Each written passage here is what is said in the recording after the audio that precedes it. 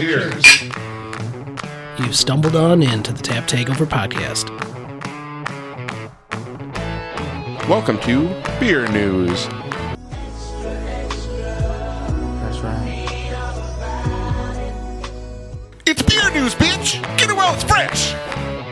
We're going to pause and come back in a separate episode, but before we do, Marty, we wanted to get some of the information about the release series, some of the release schedule. What do you guys have coming up for our listeners as far as this Deep Wood release series? Just to clarify, are we talking about the draft variants for the upcoming release, or are we talking about all the canned releases that we already have scheduled? I would think all of the above. Okay. Yeah, give us... So we'll start with let's just go breaking over news. All right, we'll start with the a review. This is information that's already out there. This is the release schedule for the cans for the remainder of the Deep Wood series for 2018-2019. November 16th and 17th, we are releasing D-Star, Cafe Deth, and Deth by Currents. December 7th, we will be releasing our barrel-aged Scotch Ale, Gravedigger Billy, for the first time in cans. Our rye wine, or rye barley wine, called Rye Way to Heaven, as well as, for the very first time, a vanilla variant of the D-Star, Vanilla Deth.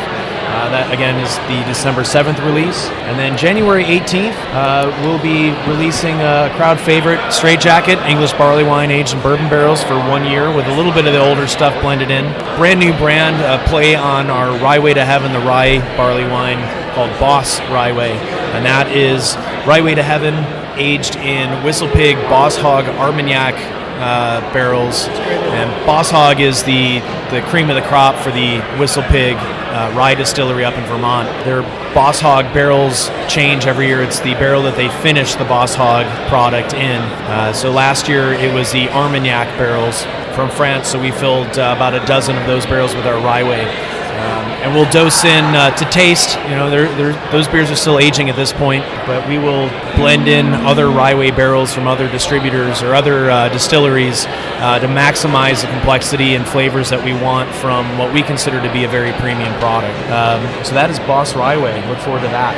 For the November 16th and 17th release party, again, that's a D-Star, Cafe Deth, and Deth by Currents.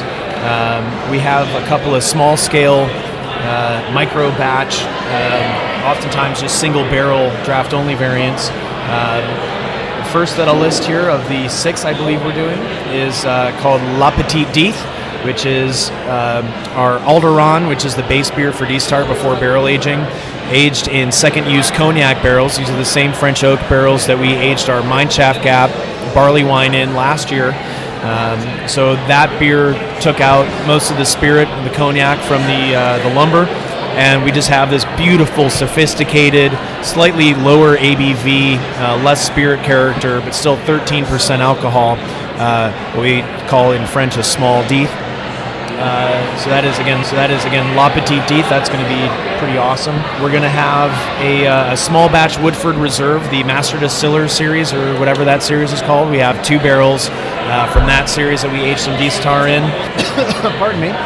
We'll have a brand new, super fresh version of VSOD. Yeah. We feel like we've increased the quality of D-Star over the years. Especially last year was the biggest single jump in quality we've achieved with all of our new fancy toys, and we wanted to get a new updated batch of VSOD based on the higher quality beer that we've been able to produce. So that will be the first taste of the modern D-Star with 2 years in barrel.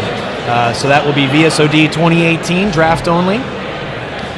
We will be doing Sanctuary Barrel number 2 as well.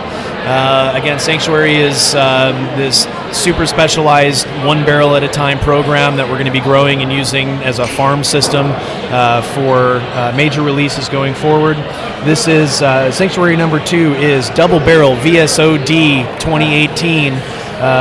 Aged its first year in a Woodford Double Oak barrel, some of my absolute favorite barrels to get a ton of oak character and still get some great bourbon notes. Second barrel for the second year is a Heaven Hill bourbon barrel. That's going to be clocking in around about 17-18% ABV. I haven't opened the barrel to test it yet.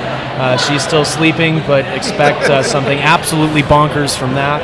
I think I want to give you a hug right now. To that, if that winds up being hot, again, we haven't tasted it. I mean, it's hard not to have an 18% beer not be kind of hot. We certainly don't want it to be too hot. So we have some other cool malt-forward beers that have also been aged at least 2 years in barrels that we can blend in, take the edge off, and do our own little cuvee to make sure that this Sanctuary project or product is as high-end as we want it to be. Again, going back to traditional methods, blending, winemaking techniques. It's all about what's in the drink, not the verbiage on the menu. And then looks like we'll be doing, finally, another Eugene variant. It's when we first tried to do Death by Cherries, we just added a bunch of cherry juice to Eugene wort to make a cherry version of it before fermentation and blend that into D-Star to make Death by Cherries. That experiment failed miserably, but the beer that we yielded after a little bit of time to mellow out is giving us this American oak explosion, the likes of which Revolution has never released. This beer is called Barrel-Aged Imperial Cherry Eugene. It's aged the last 1.5 to 2 years, I think 20 months, in Woodford double oak barrels. I would liken it to eating a chocolate-covered tart cherry, a chocolate-covered bourbon-soaked cherry in a wood shop, in the best possible way that you can imagine. If you like American oak and you really like American oak, that's a can't-miss beer. If you're on the fence about how much you like oak, enjoy at your own risk, because it is as oaky as anything we've ever produced. I think you should have stopped halfway through, because Jim can only get so erect. Yes. Well, we still have December and January one-off beers, and they only get more extreme from here. That's right. And this has been Beer News.